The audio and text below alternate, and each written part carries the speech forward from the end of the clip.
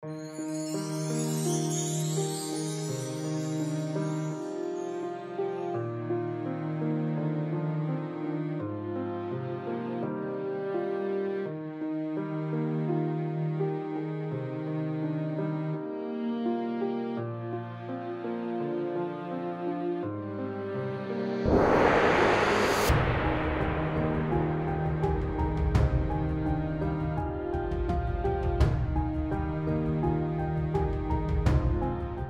Morning and welcome to a brand new blog. আপনারা দেখছেন Uttarakhand series. আগের পর্বে আমরা শেয়ার করেছি অলির অভিজ্ঞতা, আর আজকে অলি থেকে আমরা বেরিয়ে যাচ্ছি হরিদ্বারের পথে। যাওয়ার পথে পঞ্চপ্রয়াগ আমরা কভার করব এবং তার সাথে যা যা দেখার আছে সেগুলো ডেফিনেটলি আপনাদের সাথে শেয়ার করব।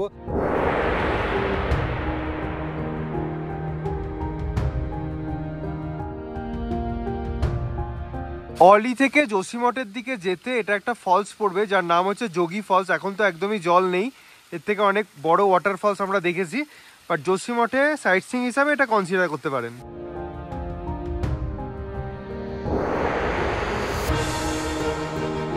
যাওয়ার পথে আমরা দাঁড়িয়েছি এই পয়েন্টে। এটা হচ্ছে বৃদ্ধা বদ্রীর একটা মন্দির, যে পঞ্চবদ্রী আছে তার মধ্যে একটা, আর 200 মিটার ডাউনে আমাদের যেতে হবে। এমনিতেই কয়েকদিন ধরে ঠান্ডায় আমাদের একটু জ্বর ভাব, তার উপর রাস্তাটা খুব ডাউনে যাচ্ছে, ওর পাটা যাওয়ার সময় একটু মুচকে গেল। ভাগ্য ভালো যে এখান দিয়ে উঠতে হবে না, একদম ডাউনে রাস্তা। সিনিয়ররা একটু সাবধানে আসবেন, এটুকুই বলার।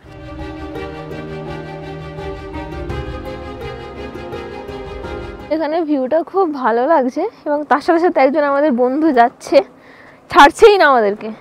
আমরা দাঁড়ালে ও দাঁড়িয়ে যাচ্ছে। তো পৌঁছে গেছি আমরা মন্দিরে। খুব সুন্দর ছোট্ট কিউট মন্দির, কেদারনাথ বদ্রীনাথের স্টাইলের, কিন্তু এটা ওই দিকটা সাদা টাইপের কালার, তার সাথে ব্লু।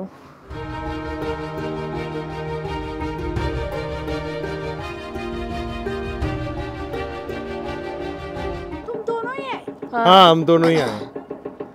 उधर मंदिर गए थे, वो नीचे गाड़ी है। মন্দির থেকে মেন রাস্তায় নামতে আমাদের প্রায় 5-7 মিনিটের একটু বেশি লাগলো। পুরোটা ডাউন রাস্তা, কিন্তু বড় বড় সিঁড়ি আছে। আপনারা অলি থেকে হরিদ্বার যান কিংবা ঋষিকেশ কিংবা দেরাদুন, প্রত্যেকটাই কিন্তু 280 থেকে 300 কিলোমিটারের মধ্যে একটু আপ ডাউন করবে।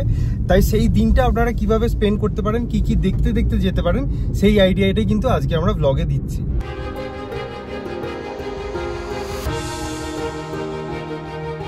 ফেব্রুয়ারি মাসের দ্বিতীয় সপ্তাহ, প্রায় 4:30 বাজে। বাট রোদের তেজ দেখে মনে হচ্ছে না যেটা উইন্টার, এত তেজ রোদের, পুড়িয়ে দিচ্ছে টাইপের।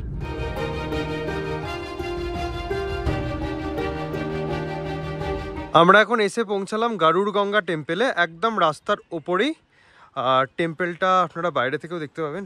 এই হচ্ছে টেম্পল।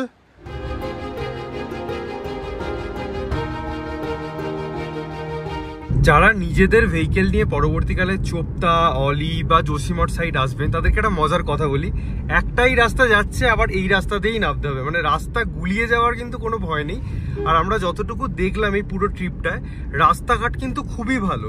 মানে কেউ যদি ভালো বাইক বা কার চালাতে পারেন, সেই কিন্তু নিজে পুরো ট্রিপটা করতেই পারবেন, কোনো অসুবিধে নেই। মাঝে মধ্যে রাস্তা একটু খারাপ আছে, সেটা একটু স্বাভাবিক ব্যাপার। বাকি বাদ পুরো এই জায়গাটায় কিন্তু রাস্তা দারুণ।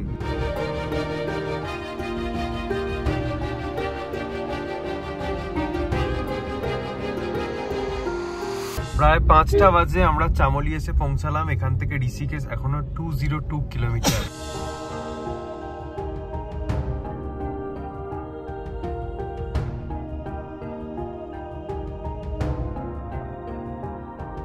যেদিন এই রাস্তা দিয়ে যাচ্ছিলাম, এই জায়গাটা দাঁড়ানো হয়নি, অপূর্ব লাগছিল। এখন তো সূর্যটা প্রায় ডুবে গেছে, তাই জায়গাটা কিন্তু দারুণ জায়গা।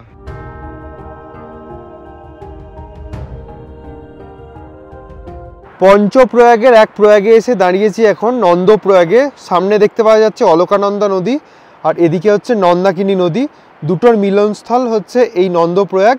পিছনে দেখতে পাওয়া যাচ্ছে স্নোকেপ মাউন্টেন্স। অনেকটাই বিকাল হয়ে গেছে, আর নিচে নামছি না। আপনারা নিচে চাইলে যেতে পারেন সঙ্গমস্থলে, ওখানে দাঁড়িয়ে ছবি টবি তুলতে পারেন।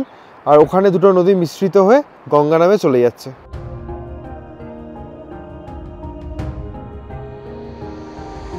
উত্তরাখণ্ডের ন্যাচারাল বিউটি নিয়ে তো অলরেডি বলার কিছু নেই, অলরেডি বলেইছি।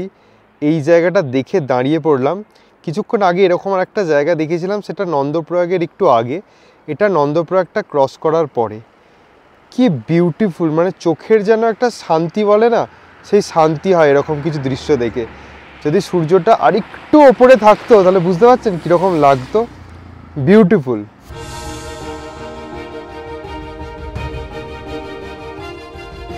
প্রায় 5:45 বাজে, আমরা এখন পৌঁছালাম কর্ণপ্রয়াগে। একটু নিচের দিকে যাচ্ছি সঙ্গমস্থলটা দেখতে। তো এটা হচ্ছে অলকানন্দা রিভার আর এটা হচ্ছে পিন্ডার রিভার, এই দুটো মিলিত হয়েছে ওই জায়গায় দিয়ে বয়ে গেছে। তো এই জায়গাটার নাম হচ্ছে কর্ণপ্রয়াগ। সঙ্গমের ঠিক ওপরে গরম গরম সিঙ্গাড়া জিলিপি ভাজছিল, আমরা দেখলাম, খাচ্ছি এখন বসে বসে। এই হচ্ছে আমাদের গরম গরম জিলিপি আর এই যে সিঙ্গাড়া। আবার রওনা দিলাম কর্ণপ্রয়াগ থেকে হরিদ্বারের পথে। এখান থেকে হরিদ্বার 194 কিলোমিটার। দেখা যাক কতটা আমরা পৌঁছাতে পারি আজকে, অলরেডি সন্ধে হয়ে আসছে।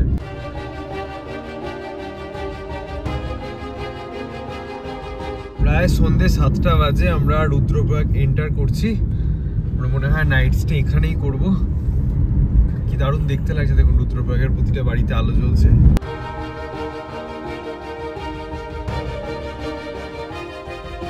তো আমরা রুদ্রপ্রয়াগে পৌঁছে গেছি। আমরা রুম নিয়ে নিয়েছি হোটেল গিরধারে, যেখানে আমরা অলরেডি লাঞ্চ করেছিলাম। এখানে পার্কিং এর ফেসিলিটিও অ্যাভেলেবেল আছে। এই হচ্ছে হোটেলের বাইরেটা, চলুন রুমটা একবার দেখিয়ে দিই। এখানে আমরা লাঞ্চ করেছিলাম আর রুম হচ্ছে বেসমেন্টে।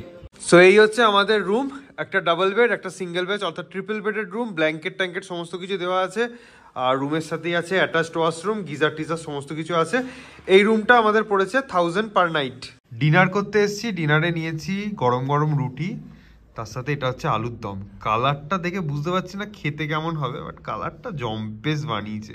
এখন বাজে 10টা, আমরা ব্রেকফাস্ট করে বেরিয়ে যাচ্ছি হরিদ্বারের পথে আবারও। আর এই হোটেলের ব্যাপারে একটু বলে রাখি, এটা একদম বেসিক ছিল, খুব একটা ভালো ছিল না, ছোট্ট রুম আর মোটামুটি ছিল একটা রাত কাটানোর জন্য যেমন হয়। তো এখন আমরা দেখতে এলাম রুদ্রপ্রয়াগের যে সঙ্গমস্থল, অর্থাৎ প্রাচীন রুদ্রনাথের মন্দির।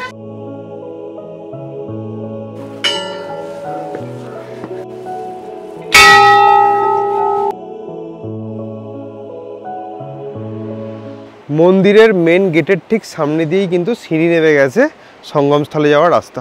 তো আবারও বেশ কিছুটা খাড়াই সিঁড়ি নেমে এখানে একটা মন্দির আছে, আর আরও নিচে নামতে পারেন আপনারা একদম সঙ্গমস্থলে। আমরা নামছি না, এখান দিয়ে ভালো রকম বোঝা যাচ্ছে। এবং যতগুলো আমরা দেখলাম প্রয়াগ, তার মধ্যে কিন্তু এখানে দুটো জলের কালারটা ডিফারেন্ট, খুব ভালোভাবে বোঝা যাচ্ছে। ওই ব্লু মানে সবুজ সবুজ যেটা আছে সেটা অলকানন্দা, আর এদিকে মন্দাকিনী, এটা খুব ভালোভাবে বোঝা যাচ্ছে। হ্যাঁ, এটা দুটো একসাথে মিশে, মানে পুরো ডিফারেন্সটা দেখুন। এই দিকটা পুরো ওদিকে বয়ে যাচ্ছে, আর এই যে একদম নিচে নামতে পারেন, আরো জায়গা করা আছে।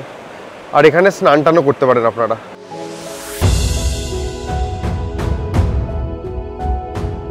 রুদ্রপ্রয়াগ থেকে কিছুটা এগিয়ে আসার পর ধারী দেবী মন্দিরের কিছুটা আগে কিন্তু এই জায়গাটার নাম হচ্ছে মিনি গোয়া।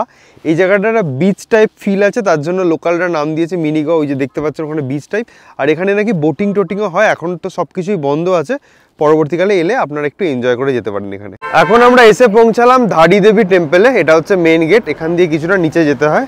এই মন্দিরটা দেখতে পাওয়া যাচ্ছে, আর এরকম কিছুটা নিচের রাস্তা।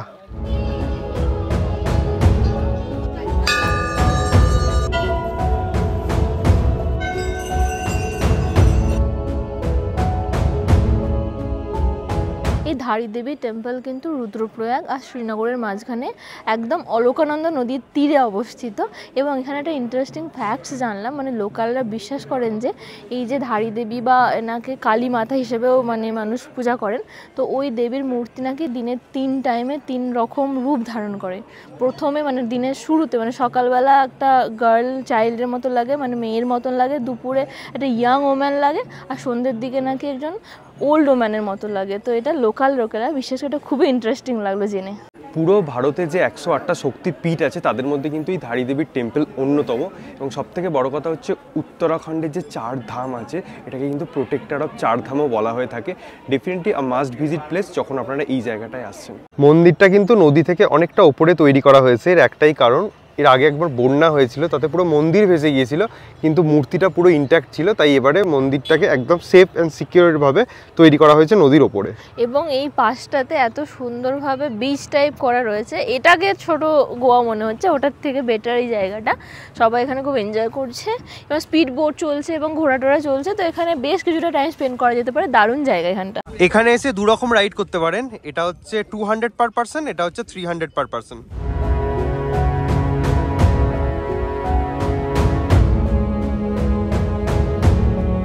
এখানে কিন্তু ছোট্ট ছোট্ট ঢেউ উঠছে নদীর জলে, আর জলের কালারটা এত সুন্দর, আর এখানে অনেক বেশ লোকজন আছে, বেশ হ্যাপেনিং জায়গা, খুব ভালো লাগছে এখানে টাইম স্পেন্ড করতে, আর মিষ্টি একটা হাওয়া দিচ্ছে।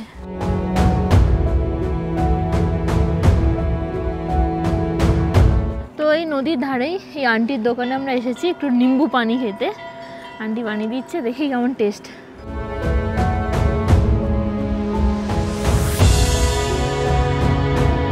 তো আমাদের ড্রিঙ্ক রেডি হয়ে গেছে, বাট টেস্ট করার পালা। উইথ দিস ভিউ,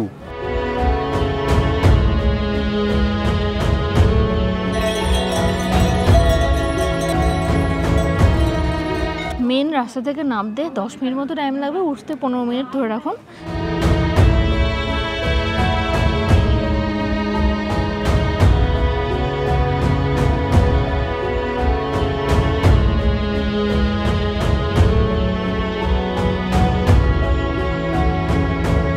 তো এখন আমরা যাচ্ছি দেবপ্রয়াগের সঙ্গমস্থল দেখতে। মেন রাস্তা থেকে এটাও কিছুটা নিচে নেমে যেতে হয়।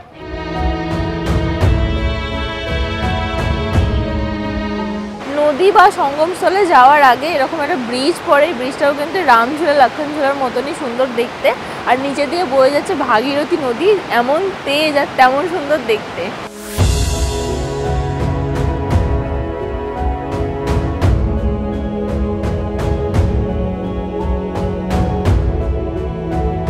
তো এটাই হচ্ছে দেবপ্রয়াগের সঙ্গমস্থল। ওদিক থেকে বয়ে যাচ্ছে ভাগীরথী নদী, এদিক থেকে বয়ে যাচ্ছে অলকানন্দা নদী, একসাথে মিশে মা গঙ্গা হয়ে বয়ে যাচ্ছেন। পৌরাণিক কাহিনী অনুযায়ী রাম এবং তার বাবা দশরথ নাকি এখানে তপস্যা করেছিলেন। একদম নিচে পর্যন্ত নামা যায়, অনেকে স্নান টান করছে, মজা করছে, আমারও ইচ্ছা হচ্ছে গরমে, এখন ওয়েদারটা অনেকটা গরম হয়ে গেছে। তো ওখানে চেন টেন দেওয়া আছে, প্রোটেকশন নেওয়া আছে, তো কোনো অসুবিধা নেই, আপনারা চাইলে এখানে স্নান করতে পারেন।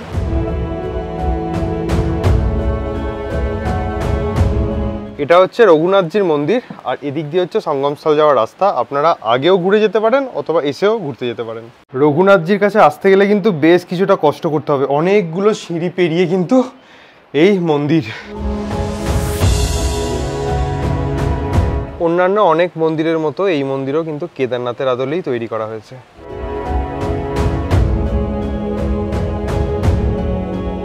ওখান থেকে বেরিয়ে আসার পরেই দোকানটা পেলাম, অনেক ধরনের মিষ্টি আছে, তার মধ্যে আমরা নিয়েছি লাড্ডু, তার সাথে এই মিষ্টিটা। লাড্ডুগুলো কিন্তু হেভি ছিল, যেরকম আমরা মহাকাল মন্দিরে খাই দার্জিলিংয়ে, একদম ওরকম।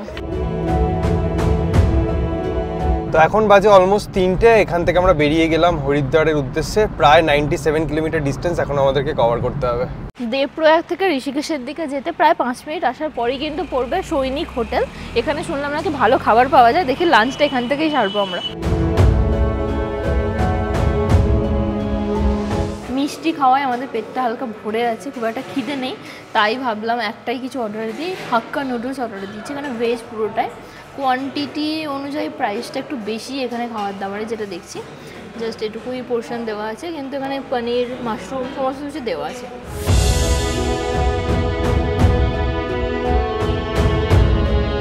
অলমোস্ট 4টে বাজে, আমরা ঋষিকেশের দিকে ছুটে চলেছি। রাস্তায় যাওয়ার পথে ভিউগুলো জাস্ট দারুণ, প্রচুর পাহাড়ের ভিউ একসাথে দেখতে পাওয়া যাচ্ছে। আর আজকে সূর্যের আলোটাও ভীষণ ভালো লাগছে, খুব একটা হার্শ না, যদিও ওয়েদারটা হালকা মেঘলা করে আছে, দেখলে বুঝতে পারবেন, বাট দারুণ লাগছে ভিউটা রাস্তায় যেতে যেতে।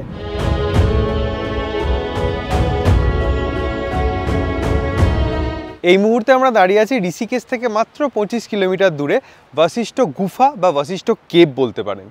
ঋষি বশিষ্ঠর নাম অনুযায়ী এই জায়গাটার নাম হয়েছে বশিষ্ঠ গুফা। এই ঋষি বশিষ্ঠ ছিলেন লর্ড ব্রহ্মার মানসপুত্র এবং আমরা যে সপ্ত ঋষি বলি অর্থাৎ 7টা ঋষির মধ্যে অন্যতম। উনি এখানে দীর্ঘদিন মেডিটেট করেছিলেন এবং গভীর মেডিটেট করেছিলেন এবং সবথেকে বড় কথা হচ্ছে অনেক ট্যুরিস্ট কিন্তু ঋষিকেশে এসে এই জায়গাটায় আসেন এই গভীর মেডিটেট করার জন্য। আমরা তারই গুফাতে এসেছি, এবার চলুন গুফার ভেতরে ঢোকা যাক। মেন রাস্তা থেকে একটা গেট করা আছে, ওখানে সিঁড়িও করা আছে এবং অনেকটা কিন্তু সিঁড়ি দিয়ে নেমে যেতে হবে গুহার কাছে। শুধুমাত্র ইন্ডিয়া থেকেই নয়, ইন্ডিয়ার বাইরে দেখুন বিভিন্ন ফরেনার্সরাও কিন্তু এখানে আসেন মেডিটেট করার জন্য।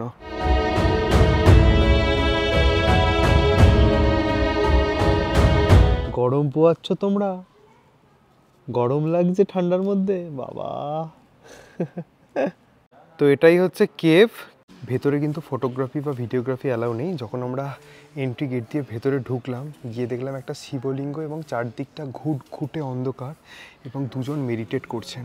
এবং ওটা দেখে আমাদেরও ইচ্ছে হচ্ছিল, কারণ এতটা পিসফুল জায়গা, কিন্তু আমাদের হাতে অতটা টাইম ছিল না, তো আমরা বেরিয়ে গেলাম। কিন্তু সাজেশন থাকবে, আপনারা যদি আসেন অবশ্যই টাইম নিয়ে আসবেন, ঘন্টাখানে একটু মেডিটেট করে যাবেন। এই গুফার পাশেই যেই জায়গাটা রয়েছে, এখানে মিহি বালি রয়েছে, একদম বিচ টাইপের, গঙ্গা বিচ বলা যেতে পারে। আর ওই দূরে একটা হ্যাঙ্গিং ব্রিজ দেখা যাচ্ছে, রাম ঝুলা লক্ষ্মণ ঝুলার মতনই। আর অনেক ট্যুরিস্টও রয়েছে। আর এই দিকে দেখাচ্ছে একটা কেভ, অরুন্ধতী গুহা বলে, দেখে যাওয়া যায় কিনা। চোখটা জাস্ট ধাঁধিয়ে যাচ্ছে। এই পাথরগুলোর কালার কিন্তু হালকা পার্পেল টাইপের, জানি না ক্যামেরাতে ধরা পড়ছে কিনা, বাট পুরো পার্পেল টাইপের কালার। জাস্ট কয়েক মিনিটেরই হাঁটা, পৌঁছে গেলাম অরুন্ধতী গুফা বা অরুন্ধতী কেভে। কাউকে আশেপাশে দেখছি না, আমরাই যাচ্ছি। এখানেও ঠাকুরের মূর্তি রাখা আছে, সাথে ম্যাট পাতা আছে, এখানেও আপনারা চাইলে মেডিটেশন করতে পারেন। আমার কিন্তু এই গাছটা খুব ভালো লাগছে, একে হাক করার একটা মজাই আলাদা। আর তার সাথে তো গঙ্গা নদী সামনে দিয়ে বয়ে যাচ্ছে, অপূর্ব এক ভিউ, অপূর্ব এক জায়গা। এই গাছটার পাশে তোমাকে খুবই বেটে লাগছে। চলো। হিন্দু মাইথোলজি অনুযায়ী ঋষি বশিষ্ঠ সকল সন্তান সন্ততি যখন মারা যান, তখন উনি গঙ্গায় ঝাঁপ মেরে নিজে সুইসাইড করার চেষ্টা করেন, কিন্তু গঙ্গা মা ওনার সুইসাইড রিফিউজ করেন। তারপর ওনার স্ত্রী এই গুফাতে থাকার ডিসিশান নেন, কারণ এখানে প্লেজেন্ট ওয়েদারের জন্য। তারপর দীর্ঘদিন ঋষি বশিষ্ঠ এবং ওনার স্ত্রী এখানে মেডিটেশন করেন এবং সময়ের সাথে সাথে এখানে একটা ছোট্ট আশ্রমও ডেভেলপ করা হয়।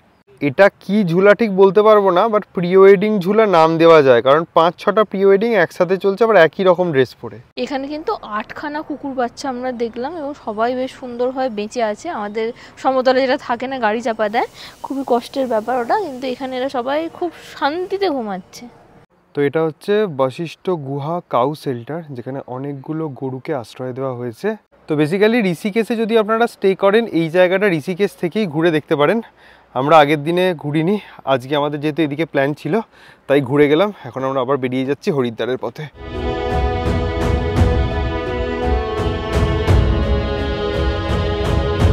ঋষিকেশে ঢোকার মুখেই কিন্তু আখের রস রেখে দাঁড়িয়ে পড়লাম, কারণ আগের দিনও খেয়েছিলাম, খুব ভালো ছিল।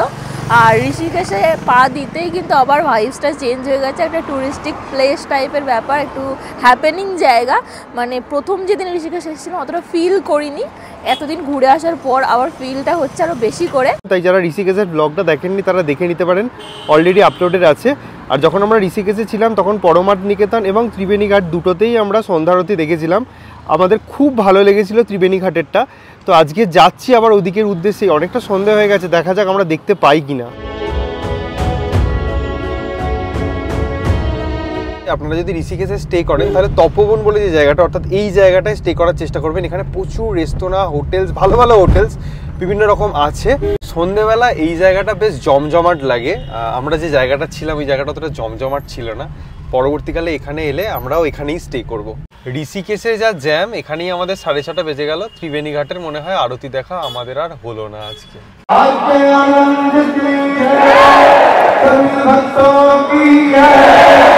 भारत माता की जय। आज की आरती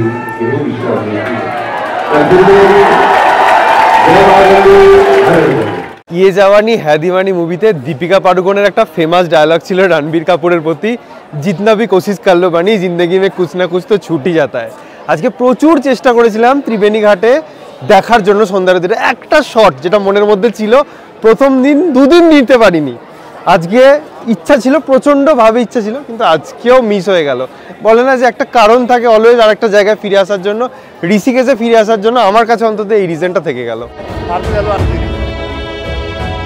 সন্ধ্যারতির সমস্ত কিছুই কমপ্লিট, তারপরেও কিন্তু এত মানুষজন আজকে আছে, আগের দিনে ছিল না। শুধুমাত্র রবিবার বলেই নাকি হরিদ্বার থেকে প্রচুর লোকাল মানুষ এখানে আসেন। ত্রিবেণী ঘাটের যে এক্সিট গেটে দেখবেন শিব এবং পার্বতীর মূর্তি আছে, ওখান দিয়ে সোজা নেমে আসবেন, দেখবেন এখানে অটো টোটো সমস্ত পাওয়া যাচ্ছে। তপবন, রামঝুলা, লক্ষণঝুলা যাওয়ার জন্য লোকাল যে গাড়িগুলো এখানে পেয়ে যাবেন। ঋষিকেশকে এবারের মতো বিদায় জানিয়ে আমরা চলেছি হরিদ্বারের পথে। ঘড়িতে সময় প্রায় 8:20 আমরা হরিদ্বারে এন্টার করলাম। আমরা কিন্তু এবারে আমাদের উত্তরাখণ্ড ট্রিপটা পুরোটাই ঈশ্বরজির সাথে ঘুরেছি গত 8 দিন ধরে। আজকে ওনার সাথে বিদায় বলার পালা অ্যাকচুয়ালি।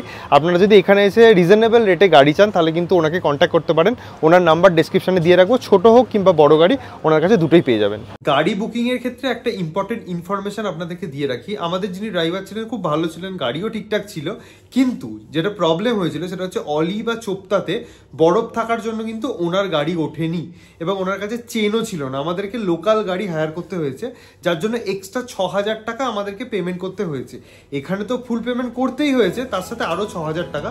তাই বুকিং এর সময় অবশ্যই এই কথাটা বলে রাখবেন যে এই রকম যদি সিচুয়েশন হয় আপনার গাড়ি উঠছে না, আমাদেরকে এক্সট্রা টাকা দিতে হচ্ছে, সেক্ষেত্রে কিভাবে ম্যানেজ হবে এটা অবশ্যই বলে রাখবেন কথা। যদি এই ব্লগটা হেল্পফুল হয়ে থাকে like, comment, share and subscribe করে দেবেন, বেল নোটিফিকেশন অন করে দেবেন। সকলে খুব ভালো থাকুন, সুস্থ থাকুন আর দেখতে থাকুন এভাবেই উত্তরাখণ্ড সিরিজ।